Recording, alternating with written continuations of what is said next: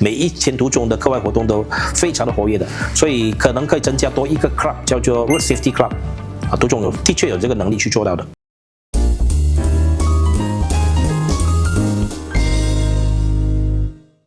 大家好，欢迎来到教育咖啡厅 EduCafe。今天我们看到现场，就是可以知道是很特别的一期，因为我们邀请到大咖交通部长陆兆福。大家好。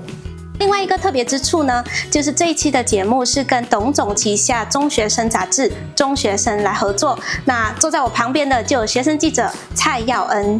Hello， 大家好，我是耀恩。那我们直接进入正题吧。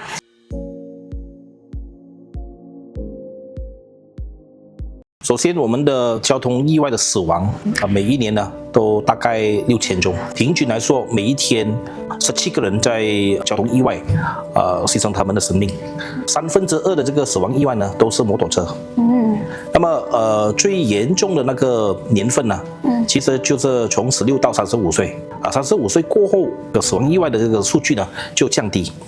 那么为什么会有这样的这个情况呢？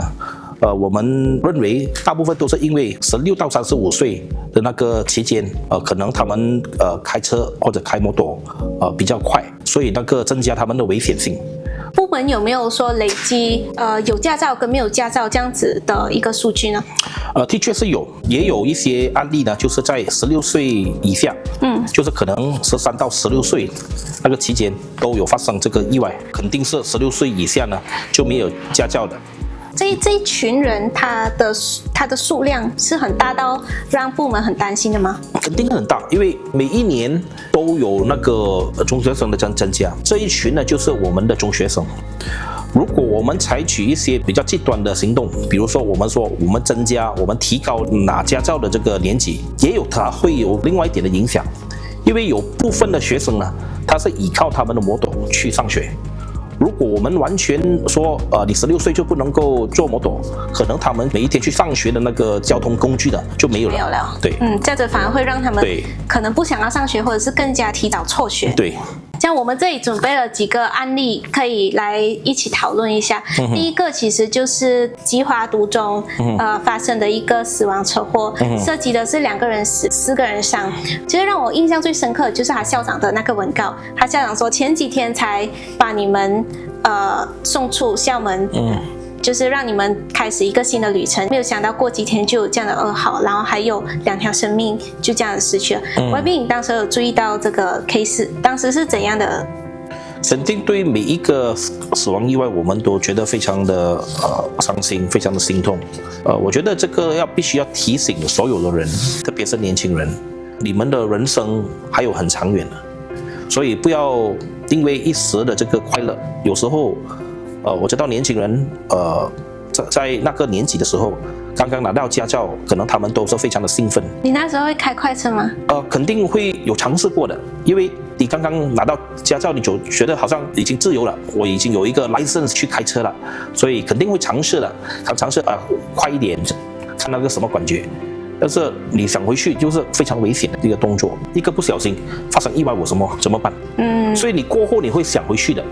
的确是我知道有一些意外也不是自己造成的，可能是其他人造成。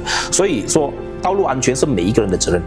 有时候你不是让自己危险，你是伤害到别人。其实这个也让我们想到沈可婷那时候在上诉庭审判之后，他讲的一句话，就是说这8个人的生命会一直在我的人生中，直到我离开这个人世的一天。当时是有一群青少年在道路上面飙文型自行车，然后造成了8死8伤。这掀起了一个很巨大的讨论啊，就关于那些文型自行车可不可以上路这样子。肯定不能够上路的。他因为那个完全都没有安全措施，没有 brake 等等，他故意要去拿掉他们的 brake， 这个是bicycle拦架。马来文叫bicycle拦架，他们主要就是没有 brake 的，就是用这个 skills 来控制那个bicycle。这个教训呢，要让社会，特别是父母，要特别注意他们的孩子的这个活动。所以我觉得这个对社会的一个教训，陈可婷肯定是非常的可怜，肯定对他的人生也是非常大的影响。虽然可以说是不是他的错。针对青少年的交通事故，有没有什么方法可以让他们更安全的上路？在政府方面会采取不同的措施，比如说我们在校园的范围，就是学校的门口，本来 speed limit 应该是50的，我们减低到30，所以那个 speed limit 现在我们还跟教育部还有工程部现在还探讨怎样在全国的那个学校的门口那个 speed limit 呢，降低到30，因为你30的速度呢，那个安全性就比较高。还有就是责法方面呢，以往可能对一些政治人物来说，更多的责法你更不受欢迎，但是我跟 JBJ 说，你不需要考虑我的受欢迎程度，受欢迎的程度，你做你的工作。之前就有一个建议讲说，看政府会不会针对，比如说针对16岁到20岁或者是其他的年龄，来去出一个新的 category 的 license， 就比如说限制他们只能70cc 以下的摩托。第一，现在其实我们16岁都有一个 P 牌，你16到18岁，你2年你必须要，虽然你拿到这个驾照，你都是 P 牌，虽然 P 牌你没有限制说一定要70cc 以下，它还可以，现在都是100多 cc 的摩托，这一点可能我们必须要去慎重的考虑了。最重要的还是我们可以有任何的这个法令，但是如果你对法令的那个尊重没有，或者你要故意去挑战，如果没有这样的法令说只能够允许你70cc 的，他也会不会管的。我看到一些国外，他们有可能像是 LRT， 他们会直达学校，或者是说比较靠近学校的路段，可能多派一些最后1公里路计划的 van 来让他们可以直接坐公交车转站就可以直达到学校。马来西亚的情况，我们不单只是在城市的地区嘛。如果你在新加坡或者香港，那个会比较容易处理，因为它整个地方都是城市地区。但是我们的这个情况，我们的地理环境不同。但是最早在巴生谷，在 Klang Valley 里面，我们能够做到这一点。的确，我们也现在开始推出这个 van 的服务，我们叫 DRT。所以在吉隆坡，我们今年会增加300辆 van。这些 van 的用途就是在这个乘客去到地铁站，或者地铁站回到他们的这个住宅区。学校，特别是你中学，你们也可以比较 proactive 的方式。比如说在巴生，今年9月份，我们的这个 LRT3 就会通车了。从你的学校到你的这个 LRT 站有多远的路途？